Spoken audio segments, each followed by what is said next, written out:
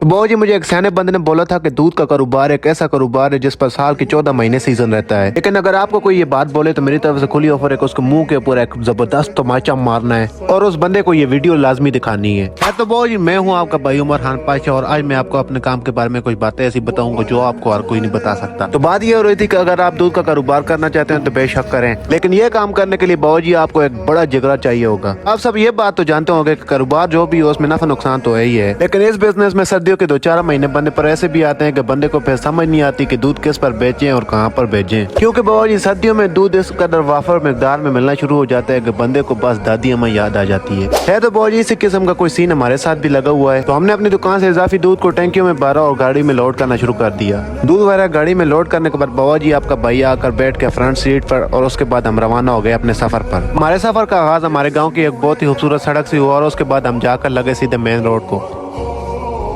यहाँ main road पर पास में मैंने देखा कि बाबा जी एक रेडी वाला है जिसके पास गंडेरिया लगी हुई और गंडेरिया बाबा जी मेरी फेवरेट है। तो मैंने इनसे 100-150 गंडेरिया ले ली कि बाबा जी चलो सफर में राहत है, सफर का सामान भी तो होना चाहिए ना। गंडेरिया खरीदने के बाद मैं वापस आ गया गाड़ी में और उसके बाद हमने दोबारा अपना सफर शुरू किया। बाबा जी अपने गाँव से निकलकर थोड़ी देर सफर करने के बाद हम पहुंचे सीधे छछ इंटरचेंज और छछ इंटरचेंज से यहाँ पर हमने पर्ची ली और मोटरवे पर चढ़कर अपनी मंजिल की तरफ रवाना हो गए। तो आज बाबा जी हमारा सफर थोड़ा सा लंबा था तो मैंने इसलिए गंडेरिया ले ली थी कि रास्ते में मुझे तो लगती है बाबा जी बहुत ही ज्यादा भूख और साथ में लाला अजमल भी थे क्योंकि इलाका चच मशहूर दूध वाले हैं। तो बाबा जी कोई देर हम मोटरवे पर सफर करते रहे और उसके बाद हम बुरहान टोल प्लाजा से उतरे और यहाँ पर टोल प्लाजा वगैरह पे करने के बाद बाबा जी हमने सीधा रुख किया दिलवालों के शहर हसन अब्दाल का। कोई देर बाद बाबा जी आपका भैया हसन अब्दाल में एंटर हो चुका था और आपको एक बात बताऊं बाबा जी हसन अब्दाल जितना खूबसूरत शहर मैंने अपनी जिंदगी में नहीं देखा। पाकिस्तान के टोटल शहर सारे खूबसूरत है लेकिन बाबा जी हसन अब्दाल में आपको एक कशिश मिलेगी, एक खूबसूरती अलग मिलेगी। तो कौन कौन मेरी वीडियो को हसन अब्दाल से देख रहा है बाबा जी कमेंट में लाजमी बताना है आप। तो यहाँ हसन अब्दाल में बाबा जी हम रुक के खान मिल्क शॉप पर और यहाँ पर हमने बाबा जी थोड़ा सा गाड़ी से दूध उतारा और अपनी गाड़ी का वजन हल्का किया और उसके बाद हम चल पड़े अगली मंजिल की जाने। बाबा जी एक बात है, लोगों की तो कोई मंजिल ही नहीं होती लेकिन मेरी जिंदगी से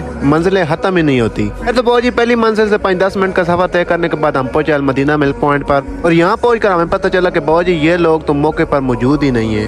तो यहाँ पर बाबा जी हमने थोड़ी देर इन लोगों का इंतजार किया और उसके बाद ये लोग आ गए। आते साथ ही बाबा जी इन लोगों ने दूध को चेक किया और चेक करने के बाद इसको चिलर में डाला और हमें पेश कर दिया अशरफुल मशरूबात चाय की एक जबरदस्त प्याली। यहाँ से चाय वगैरह पीने के बाद बाबा जी हमने रुख किया दोबारा अपने घर की तरफ और आते वक्त बाबा जी मैं हसन अब्दाल की खूबसूरती के नज़ारे देखने लगा और मेरा दिल मुझसे यही कहने लगा कि कभी फुर्सत निकाल कर इंशाल्लाह हसन अब्दाल घूमने जरूर आएंगे। तो आज के वीडियो को करते हैं यहीं पर खत्म, मिलते हैं नेक्स्ट वीडियो में। तब तक अपना ख्याल रखिएगा और वीडियो कैसी लगी कमेंट में लाजमी बताइएगा।